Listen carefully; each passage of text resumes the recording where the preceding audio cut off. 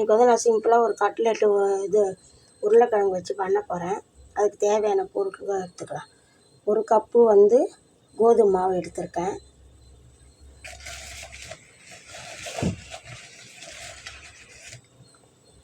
1 cup பச்சரிசி மாவு எடுத்திருக்கேன். வீட்டில் உள்ள பொருளை வச்சு தான் பண்ண போகிறோம். இப்போ வந்து பாருங்கள். இப்போ வந்து நான் வந்து 3 இது வெங்காயம் எடுத்து வச்சுருக்கேன். அதையும் இதில் போட்டுக்கலாம். 4 பச்சை மிளகாய் வெட்டி வச்சுருக்கேன். அதையும் இதில் கலந்துக்கலாம். சின்னதாக வந்து தக்காளி, 1 தக்காளி, சின்ன தக்காளி எடுத்து வச்சுருக்கேன். அதையும் போட்டுக்கிறேன். இப்போ கருவேப்பிலை, கொத்தமல்லி 2 சேர்ந்து இதை பாருங்கள் போட்டுக்கினேன். மஞ்சத்தூள் கொஞ்சம் போட்டுக்குவோம். மஞ்சத்தூள் கொஞ்சம் போட்டுக்கிறேன்.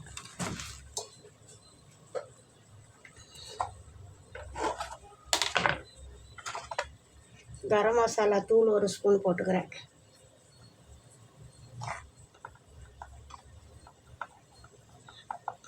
சோம்பு தூள் 1 ஸ்பூன் போட்டுக்கிறேன். மிளகுத்தூள் 1 ஸ்பூன் போட்டுக்கினேன். அவ்வளோதான். இப்போ நம்ம அப்படியே தேவையான அளவுக்கு உப்பு சேர்த்துட்டு கலந்து விட்டுடுவோம்.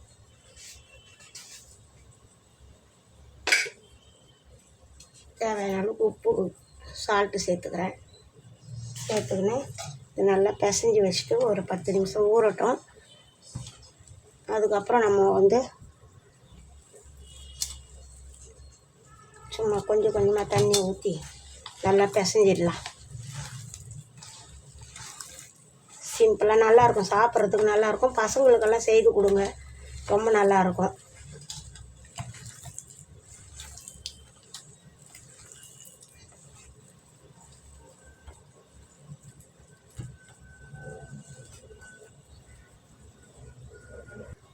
பிசைஞ்சு பிடிச்சிட்டேன்.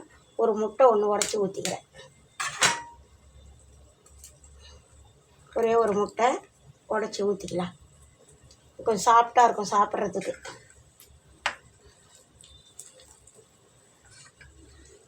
பிசைஞ்சிட்டு ஒரு முட்டையும் உடச்சி ஊற்றிக்கணும். அதில்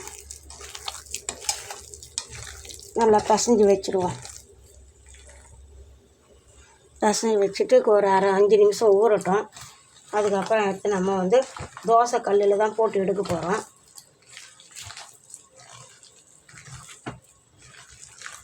ஒரு கப்பு போட்டிருக்கேன். அது வந்து உங்களுக்கு தேவையானது போட்டுக்குங்க. நான் வந்து எனக்கு தேவை சின்ன ஒரு 50 கிராம் அது கப்பு. அதில் வந்து நான் போட்டுக்கினேன். ஒரு கப்பு, ஒரு 5 உருளைக்கிழங்கு அது மாத்திரம் எடுத்து போட்டாச்சு. இப்போ இது முடிஞ்சிடுச்சு. இது நல்லா ஊற வச்சுருவோம். கொஞ்சம் நேரம் ஊற வச்சுட்டு அதுக்கப்புறம் நம்ம வந்து தோசை கல்லில் போடுவோம். முடிச்சிட்டேன். இப்போ அடுத்தது வந்து நம்ம கொஞ்சம் நேரம் கழித்து ஒரு 5 நிமிஷம் கழித்து தோசை கல்லில் போட்டுருவோம். இப்போ எண்ணெய் ஊற்றி வச்சுருக்கேன். இது அப்படியே சும்மா சிம்பிளாக நீங்கள் நான் ரவுண்டாக தட்டி போடுறேன் தோசை கல்லில். நீங்கள் வேணால் கூட உருண்டை பிடிச்சி கூட போட்டுக்கலாம். நான் காம்பளம் மாவெல்லாம் போடலை. இந்த கறியெல்லாம் பண்ணுவோம் அப்போ போட்டுக்கலாம் அப்படின்னு. சிம்பிளாக அவ்வளோதான். ஈஸியாக முடிஞ்சிடும்.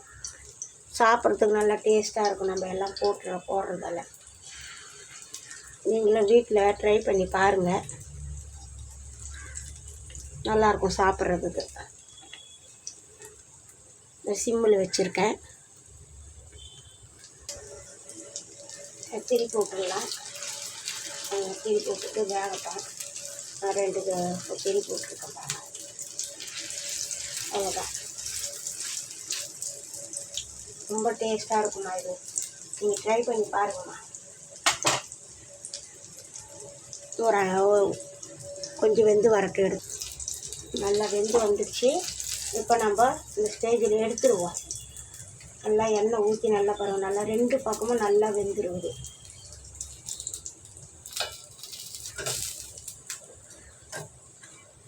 அவ்வளோதான். சிம்மிலே வச்சு செய்தால் தான் இது வந்து கொஞ்சம் நல்லா வேகும். ஸ்டவ் ஆஃப் பண்ணிடுறேன்.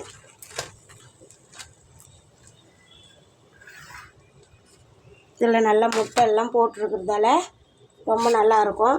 நீங்களும் ட்ரை பண்ணி பாருங்கம்மா. என்னோடய சேனலை லைக் பண்ணுங்கம்மா.